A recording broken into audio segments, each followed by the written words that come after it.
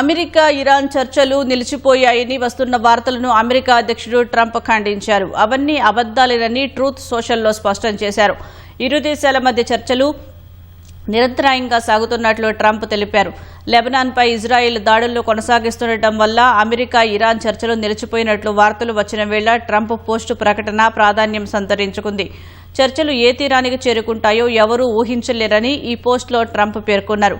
అయితే ఎలాగైనా సరే ఒక ఒప్పందానికి రావాల్సిన సమయం ఆసన్నమైందని ఇరాన్కు తాను స్పష్టంగా చెప్పినట్లు రాసుకువచ్చారు. గత 47 ఏళ్లుగా ఇరాన్ ఇలాగే కాలయాపన చేస్తుందని, ఇక ఏమాత్రం దీన్ని సహించబోమని హెచ్చరించారు. మరోవైపు Iran supreme leader Ayatollah Mojtaba Khamenei బతికే ఉన్నారని, ఆయన దేశ నాయకత్వ వ్యవహారాల్లో చురుగ్గా పాల్గొంటున్నారని అమెరికా విదేశాంగ మంత్రి మార్కో రూబియో వ్యాఖ్యానించారు. US senate foreign relations committee సమావేశంలో ఆయన ఈ విషయాన్ని వెల్లడించారు. ఇరాన్ అణు కార్యక్రమంపై జరిగే చర్చలు చాలా సాంకేతికంగా ఉంటాయని, ఇవి ముగియడానికి కొన్ని నెలల సమయం పడుతుందని రూబియో వెల్లడించారు.